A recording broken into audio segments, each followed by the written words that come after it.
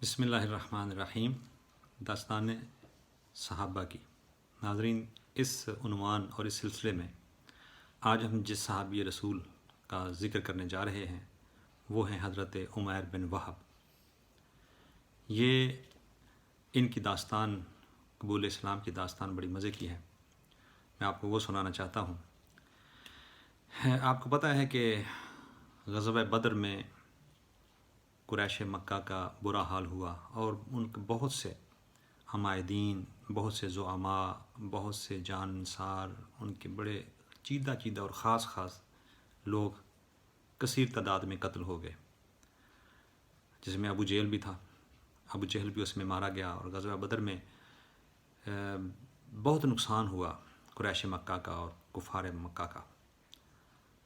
اب ان لوگوں میں جو مکے میں رہتے تھے، تقریباً ہر گھر سے کوئی نہ کوئی بندہ جو ہے وہ بدر میں کام آیا۔ اب پورا مکہ یوں سمجھ لے کہ زخمی تھا اور بڑے غصے میں تھا۔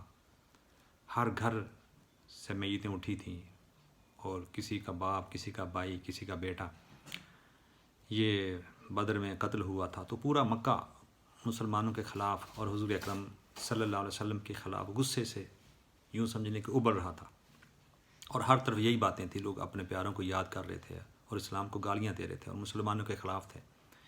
یہ حضرت عمیر بن وہب کا اپنا لڑکا، یہ بھی بدر میں مارا تو نہیں گیا لیکن قید ہو گیا تھا، اور قید ہو کر ان کو مسلمان مدینہ پاک میں لے گئے۔ ابھی عمیر بن وہب جو ہیں یہ مسلمان نہیں ہوئے۔ یہ بدر کی باتیں ہی مکے میں ہر جگہ ہو رہی تھیں تو یہ بھی کر رہے تھے۔ تو ایک دن صفوان بن امیہ، یہ بھی ایک سردار تھا قریش کا، یہ اور عمیر بن وہب یہ دونوں خانہ کعبے کے قریب حتیم کے پاس بیٹھ کر غزوہ بدر کی باتیں کر رہے ہیں کہ کس طرح کون مارا گیا اور کس نے کیا داد شجاعت دی اور کس نے کیا بزدلی دکھائی، اور یعنی اپنے اپنے رونے رو رہے ہیں، کیونکہ صفوان بن امیہ کے بیٹے بھی بدر میں قتل ہو گئے تھے۔ تو سفیان بن امیہ کہتا ہے کہ اب اپنے پیاروں کے بغیر زندہ رہنے کا کوئی مزہ نہیں ہے، اب زندگی عذاب بن گئی ہے، اس سے بہتر تھا کہ ہم بھی مارے جاتے۔ حضرت عمیر بن وہب یہ بھی کہتے ہیں کہ میرا بیٹا وہاں پر قیدی ہے، پتہ نہیں اس پہ مسلمان کتنا ظلم کر رہے ہوں گے کیا، تو اگر میرے اوپر قرضہ نہ ہوتا اور اگر میرے چھوٹے چھوٹے بچے نہ ہوتے، میرے پر بچوں کا بوجھ نہ ہوتا، میں غریب بندہ ہوں، میرے پر قرضہ بھی ہے اور عیال بھی ہے، اگر مجھے یہ فکر نہ ہوتی اپنی عیال کی اور قرضے کی، تو میں آج ہی جا کے، اس نے قسمیں کھا کر کہا کہ لات و عزیٰ کی قسم، میں آج جا کے مدینے میں محمد صلی اللہ علیہ وسلم کو قتل کر دوں، اور میرے پاس تو جانے کا جواز بھی ہے کیونکہ میرا تو بیٹا ادھر قیدی ہے، اور قیدیوں کے بہت سے رشتہ دار مدینے جا بھی رہے ہیں، وہ مال لے کر جاتے ہیں اور اپنے قیدیوں کو چھڑا کے لے آتے ہیں، تو سب جا رہے ہیں تو میں بھی جا سکتا ہوں، لیکن مجھے یہ پرابلم ہے کہ میرے اوپر قرضہ ہے، وہ کون ادا کرے گا اور میرے بچوں کو کون پالے گا، تو اگر یہ دو چیزیں نہ ہوتی تو میں آج ہی چلا جاتا۔ تو صفوان بن امیہ کہتا ہے کہ ایسا ہے کہ تمہارا قرضہ بھی میرے ذمے اور تمہارے بچوں کی پرورش بھی میرے ذمے، میں یہ بوجھ دونوں اٹھانے کے لیے تیار ہوں، واقعی آپ جا سکتے ہو کیونکہ آپ کا بیٹا ادھر قیدی ہے، تو آپ اس بہانے کے قیدی کو چھڑانے کے لیے آئے ہیں، جس طرح باقی لوگ جا رہے ہیں آپ بھی جاؤ اور جا کر اپنا کام کرو، تو یہ پیچھے کی فکر نہ کریں کہ تمہارے بچوں کا کیا ہوگا، قرضہ کیا ہوگا، میں سب ذمہ داری سنبھال لوں گا۔ یہ عمیر بن وہب بڑے خوش ہو گئے اور تیار ہو کے اپنی بیوی کو کہا کہ ذرا میری تلوار کو تیز کرو اور خنجر کو تیز کرو اور ان کو زہر آلود کرو، تاکہ آج میں اپنے اہم مشن پہ جا رہا ہوں، اور جا کر مدینے میں نے بچوں کو نہیں چھڑانا، پہلا کام یہی کرنا ہے کہ محمد صلی اللہ علیہ وسلم کو قتل کرنا ہے اور ان کو شہید کرنا ہے۔ اس ناپاک ارادے کے ساتھ تیار ہو کر حضرت عمیر بن وہب رضی اللہ تعالیٰ عنہ یہ جب چلتے ہیں تو پہنچتے ہیں مدینہ پاک میں۔ حضرت عمر فاروق رضی اللہ تعالیٰ عنہ مسجد نبی کے قریب ہی بیٹھے ہوئے ہیں، اس کو گھوڑے سے دیکھتے ہیں کہ اس نے تلوار اپنی لٹکائی ہوئی ہے اور گھوڑے سے اتر رہا ہے۔ حضرت عمر فاروق رضی اللہ تعالیٰ عنہ کی نظر بڑی موقع شناس تھی، آپ نے کہا کہ یہ ظالم، یہ اللہ کا دشمن کسی برے ارادے سے آیا ہے، لگتا ہے اس کے چہرے اور اس کی چال ڈھال سے، اور یہ تلوار لے کر کیوں آیا؟ تلوار تو خیر اس دور میں رکھتے تھے، لیکن چونکہ جنگ کا موقع تھا تو یہ تلوار لے کر آیا تو کسی خطرناک ارادے سے آیا. تو صحابہ کو کہا حضرات اٹینشن رہنا ہے، خبردار رہنا ہے کہ اس کی حرکتوں پر. جب وہ گھوڑے سے اترا، عمر فاروق رضی اللہ تعالیٰ عنہ آگے بڑھے اور جا کر اس اپنی جو تلوار کا رسی تھی، پٹکا تھا، اس کے ساتھ اس کے گلے میں ڈالا اور کہا اللہ کے دشمن کدھر آئے ہو تم؟ جب ہم مکے میں تھے تو ہماری جاسوسیاں کرتے تھے اور قریش کو بتاتے تھے، تمہارے دشمن ہو، کس لیے آئے ہو؟ اس نے کہا میں تو اپنے بچے کو چھڑانے کے لیے آیا ہوں. میرا بیٹا چونکہ بدر میں قید ہو گیا تھا اور میں اس کو چھڑانے کے لیے آیا ہوں، تو میں حضرت محمد صلی اللہ علیہ وسلم ان سے ملاقات کرنا چاہتا ہوں. عمر فاروق نے اس کے گلے میں وہ ڈالا ہوا ہے اور لے کر اس کو حضور کی بارگاہ میں پہنچ جاتے ہیں اور عرض کرتے ہیں یا رسول اللہ، یہ عمیر بن وہب دشمن خدا اور دشمن مصطفیٰ، یہ بڑے خطرناک ارادے لگتے ہیں، اس سے آیا ہے، اس کے لیے کیا حکم ہے؟ حضور نے فرمایا عمر اس کو چھوڑ دو. یا رسول اللہ، اس نے تلوار لٹکائی ہوئی ہے. فرمایا اس کو چھوڑ دو جیسا بھی ہے. تو عمر فاروق رضی اللہ تعالیٰ عنہ نے ان کو چھوڑ دیا. حضور نے پوچھا عمیر بن وہب کس نیت سے آئے ہو، کس ارادے سے آئے ہو؟ اس نے کہا آپ جانتے ہیں میرا بیٹا قیدی ہے اور آپ کے پاس ہے، تو میں اس کو چھڑانے کے لیے آیا. فرمایا نہیں، سچی بات بتاؤ، کس ارادے سے آئے ہو؟ وہ پریشان ہو گیا. اس نے کہا کہ میں وہی جو میں نے بتایا ہے آپ کا کہ آپ میرا بیٹا ہے اس کو چھوڑ دیں اور جو آپ رقم چاہتے ہیں میں اس کے بدلے میں ادا کر دیتا ہوں. حضور نے تیسری مرتبہ پھر پوچھا، فرمایا کہ نہیں یہ بات نہیں، عمیر صحیح بتاؤ کس ارادے سے آئے ہو؟ انہوں نے پھر یہی کہا. تو آپ نے فرمایا اچھا اگر تو صحیح نہیں بتاتا تو پھر میں بتاتا ہوں کس ارادے سے آیا ہے. فرمایا کہ فلاں دن حتیم کے پاس بیٹھ کر صفوان بن امیہ کے ساتھ آپ باتیں کر رہے تھے. اور کیا کیا باتیں کر رہے تھے؟ حضور نے وہ ساری باتیں بتا دیں اور بتایا کہ آپ نے یہ کہا کہ اگر میرے سر پہ قرض نہ ہوتا، عیال کا بوجھ نہ ہوتا، بچوں کا، تو میں محمد کو قتل کر دیتا. تو اس نے ساری ذمہ داری لے لی ہے اور تمہیں بھیجا ہے کہ تم جا کر یہ کام کر دو. کیا یہ بات صحیح نہیں ہے؟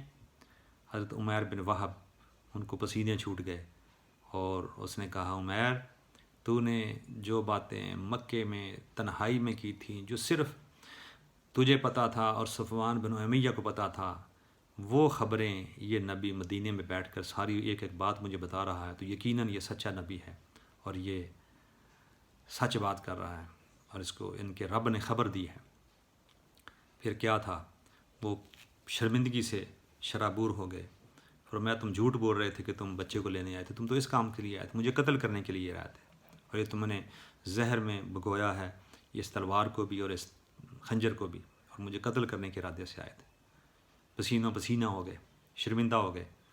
تو کہتے ہیں اسی وقت نعرہ مستانہ لگایا اور کہا کہ اس وقت تک مجھے آپ سے شدید نفرت تھی، آپ نے جو ہمارے ساتھ کیا، ہم سمجھتے تھے آپ غلط بیان کرتے ہیں، آپ جادوگر ہیں، لیکن آج مجھے پتہ چل گیا ہے کہ آپ سچے نبی ہیں، کیونکہ آپ نے وہ باتیں جو مکے میں میں اور صفوان بن امیہ کر رہے تھے، وہ باتیں آپ نے مجھے یہاں مدینے میں بتا دی ہیں. تو میں سمجھتا ہوں کہ رب کے علاوہ کوئی نہیں کر سکتا.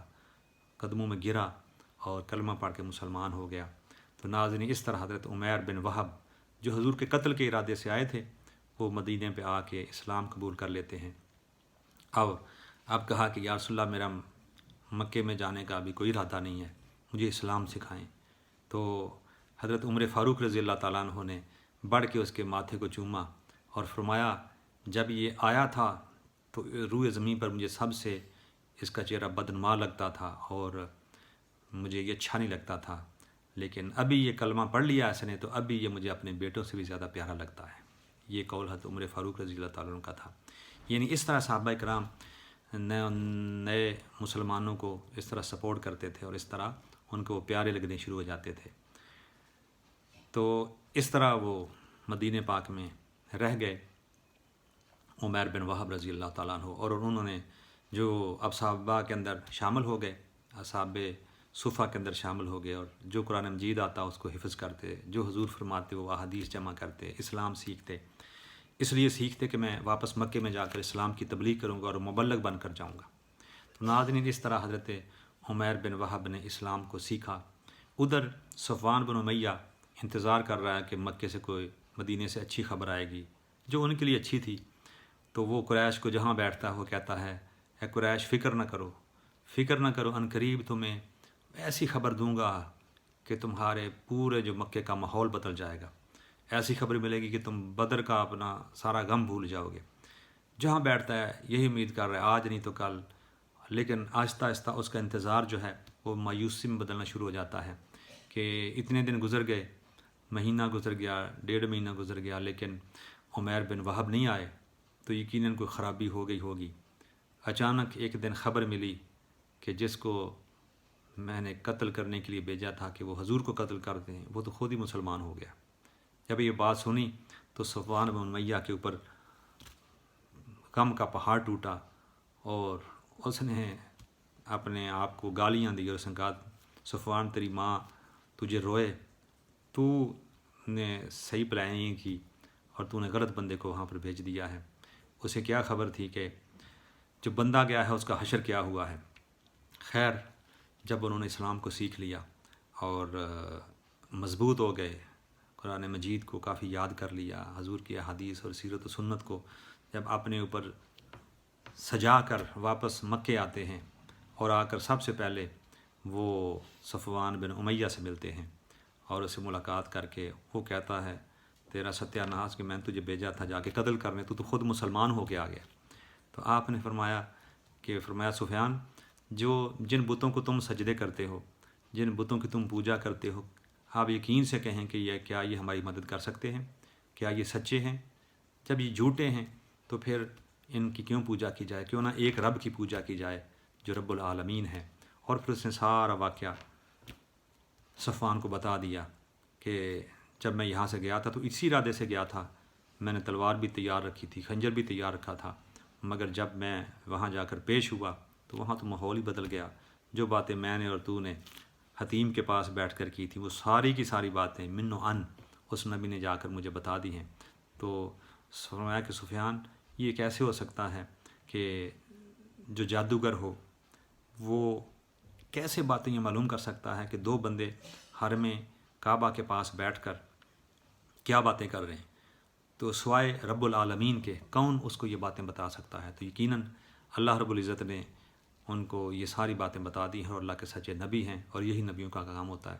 اور ساتھ ہی بتایا کہ میں تو مسلمان ہو چکا ہوں اور میں تو اسلام بھی سیکھ کر آیا ہوں، اب تمہارے لیے بھی ضروری ہے کہ تم اسلام سیکھو۔ تو اس طرح حضرت عمیر بن وہب نے اسلام کی تبلیغ شروع کر دی، اور پھر ان پہ بھی لوگ مخالف ہوئے، ان کے ساتھ ظلم کرنا شروع کیا، لیکن آپ نے اس انداز سے تبلیغ کی، اس جوامردی سے تبلیغ کی، اس ہمت کے ساتھ کی۔